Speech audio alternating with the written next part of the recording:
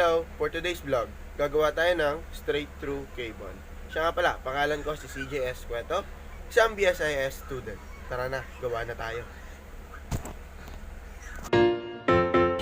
Una, UTP cable. Sunod, RJ45 para sa both ends. Ayan, dalawa. Tapos, kailangan natin ng crimping tool. Nawawala yung isa kong gamit.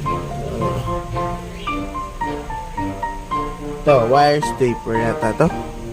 Hindi ko alam kung anong tawag. Wala po sa gitna. Yan po, nasa gitna na po sila. Yan po yung kailangan natin. Ang gagawin natin ay straight through cable. May dalawang standards yun. Isang EIA or TIA 568B. Yung isa naman ay EIA TIA 568A. Ang pinagkaiba lang nun ay yung color coding. Na yung A ay nauuna si white-green, yung B ay white-orange ang nauna. Basta iba lang yung pagkakasunod-sunod pero straight through pa rin sila.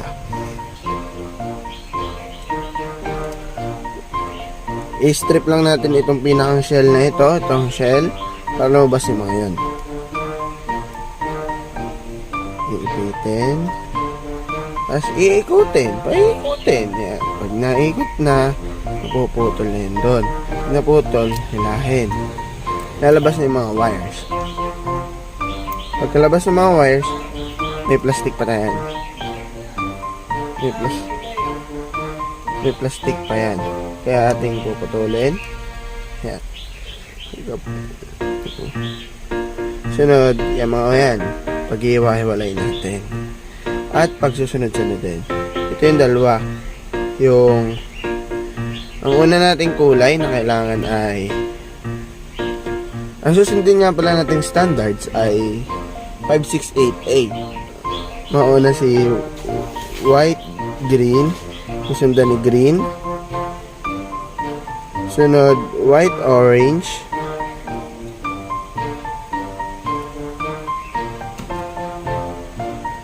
White, orange. Yan. Susundan naman ni blue. Pasmado talaga. Yan. Sundan ni blue. Yung sundan ni blue.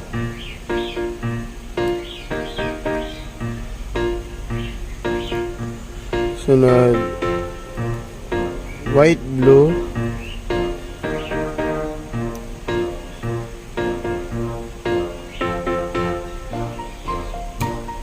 Sunod, orange. Sunod natin ay ito ng white, brown. Brown yata ito. Hindi, white, brown. Sunod, si brown.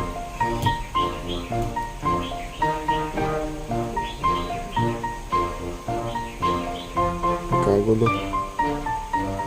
Ulitin natin. Ang unang wire ay si yan.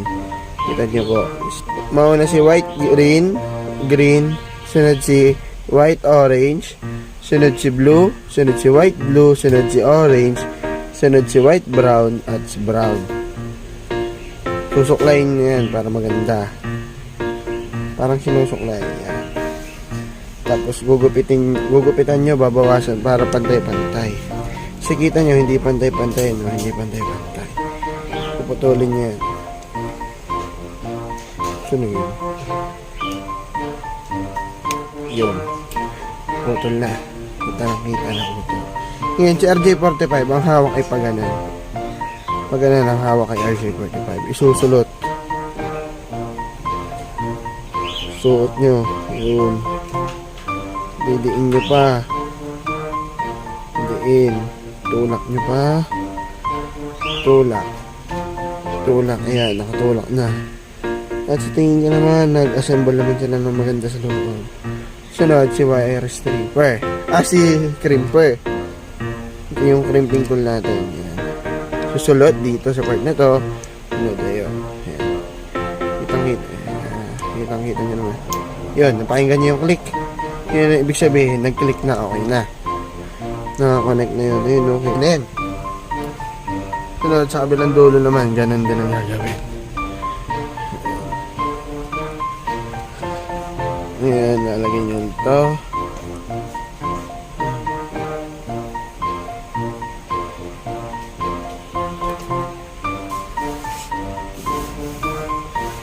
Ayan, ikutin ulit. Ikot, hilahin, palabas. Tapos, malay na ako. Iwahiwalay nyo na naman. Pag napag-iwahiwalay, tagin muna po natin yung plastic pang abala eh. Siya nga pala, itong cable kong gamit ay Cat 6, kaya anong diferensya, anong pagkaiba-iba na itong mga wire na ito. Wire na to wire din naman. Pero maganda rin, makapal ang wire, ang Cat 6.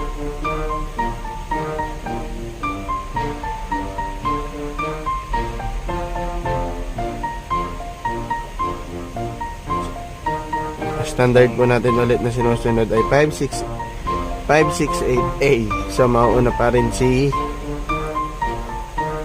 white, green.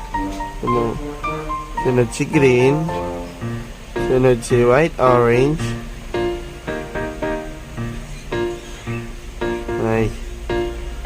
Si blue. Si blue naliligaw.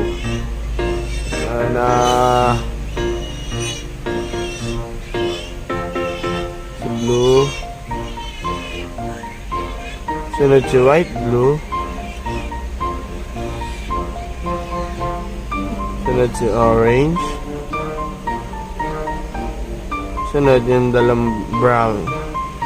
Si white, brown. At si brown. Ay, nako, yung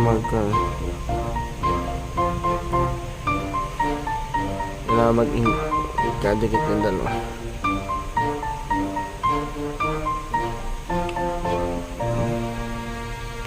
Susuklayin. Kasi, kita niyo yung gulo-gulo kapag hindi pa napuputulan. Ayan. Una ay si white, green, green, white, orange, blue, white, blue, orange, white, brown, and brown. Putulan natin. Ang pangit.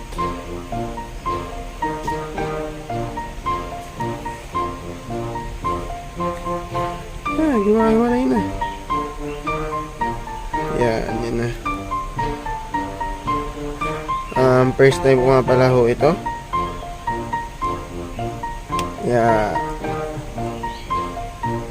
Dahil gusto ko nga matuto.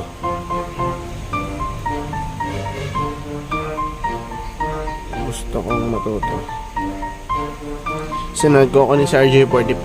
Ito si RJ45. Ganun ulit ang hawak. Yung kita nyo yung pinakang parang metal. Tutulak nyo lang ulit. Ayaw maglusot. Yan, pagkatulak, tutulak nyo, tutulak. Tutulak nyo lang, itutulak. Kailangan maganda yung pagkakatulak. Yan. Kita nyo, ayun. Yan, kita nyo, sa dulong-dulo na. Sunod, ikikrimp na natin. Yan na naman ang crimp. Lulusot. Sunod na yan. Kita nyo yun na iniipit yun doon para hindi mag-wire. Yun, paanig nyo yung crimp, yung click sound na yun. Yun na yun. Okay na. Yan. Ayan, meron tayo both ends. Hindi lang malinis yung gawa ko kasi first time. Testing ko na sir, ayun po, ayun yung RJ45, ayan. Sasaksa ko na ito dito. Wala pa sir ilaw, wala pa sa laptop. Ayan sir, ayan, ayan. Ayan, sir, ito na yung dulo. Yun.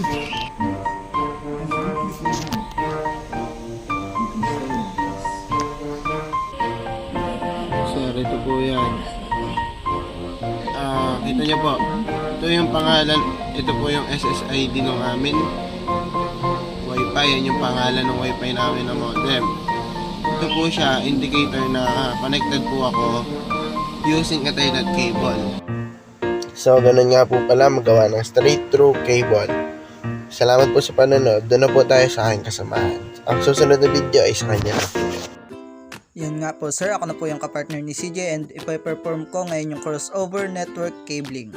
Ito po, sino-showcase po natin dito yung mga gagamitin natin. Yan. Una po sa lahat ang ating cable.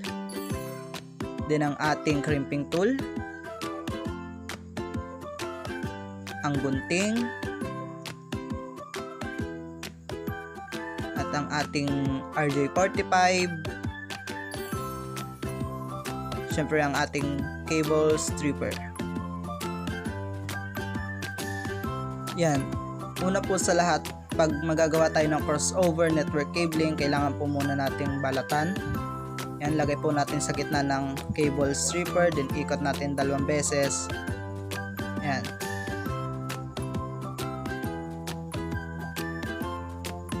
Pagkatapos balatan, yan, makikita po natin na naka-twisted siya by pair at kailangan po nating alisin yan, isa-isahin.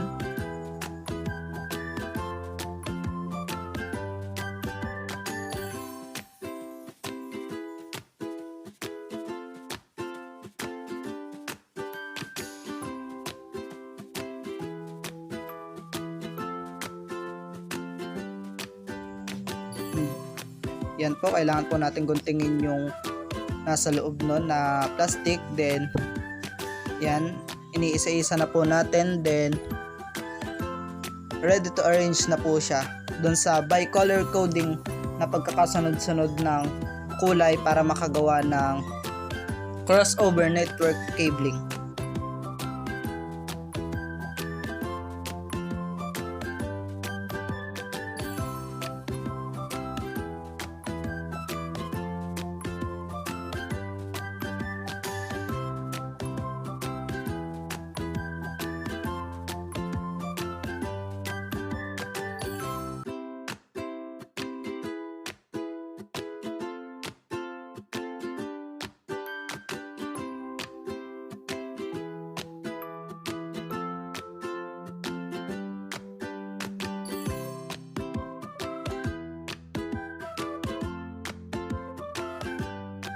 Yan, kung makikita nyo po, naka-arrange na po siya. And yan, kailangan po pantay-pantay yung dulo. Yung dulo po. Yan.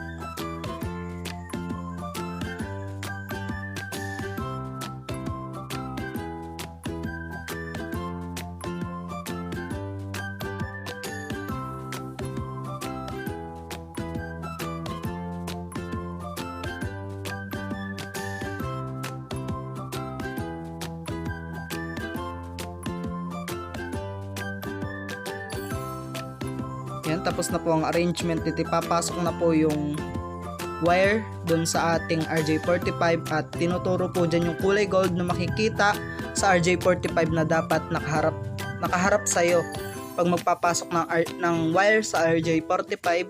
And yan.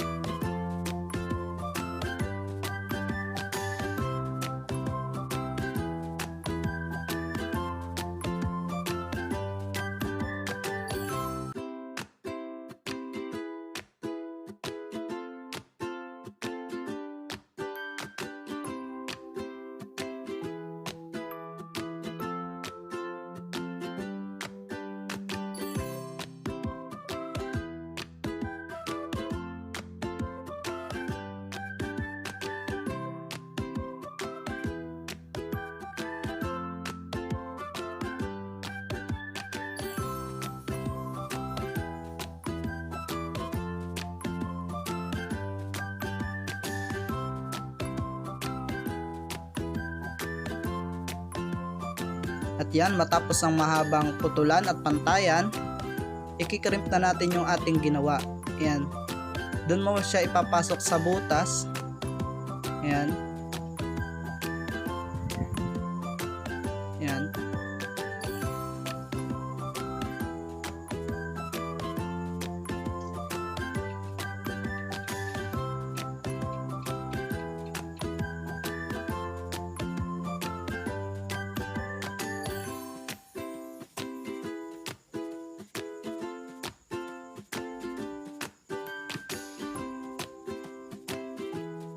Yan, ikrimp na po natin and yan.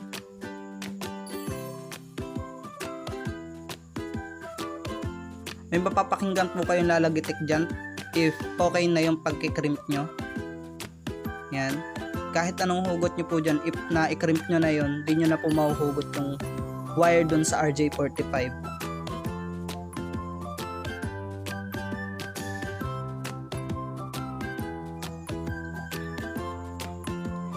So, ayan.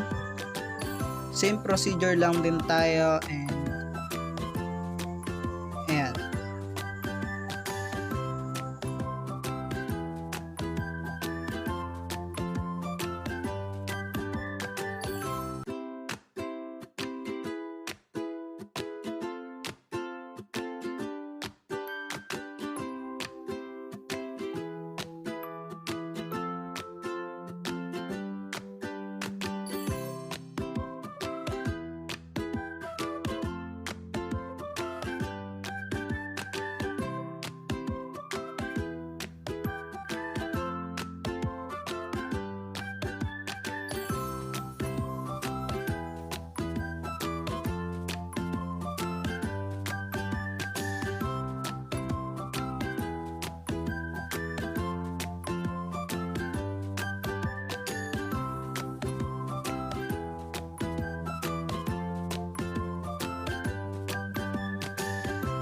Yan, ina-arrange na ulit.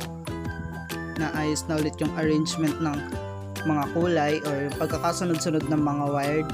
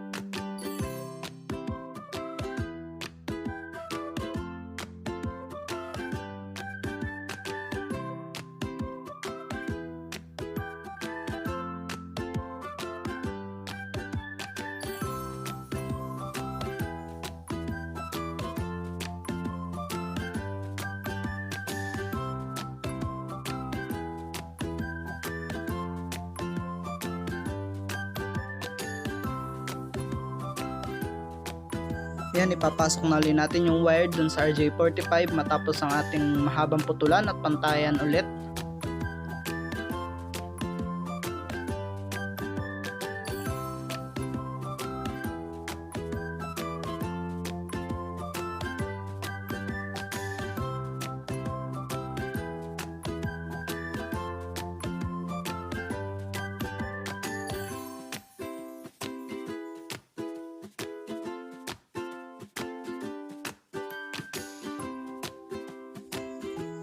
Ayan, pinakikita, tinuturo dyan na dapat yung wired isasagad siya sa dulo.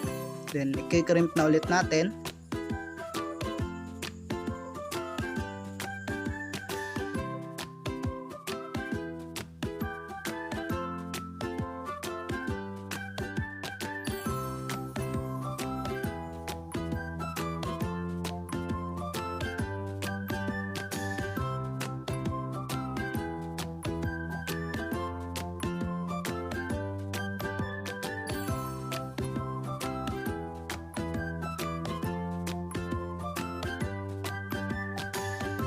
And yun, meron na tayo na crossover network cable or UTP cable na magagamit. Yun siya.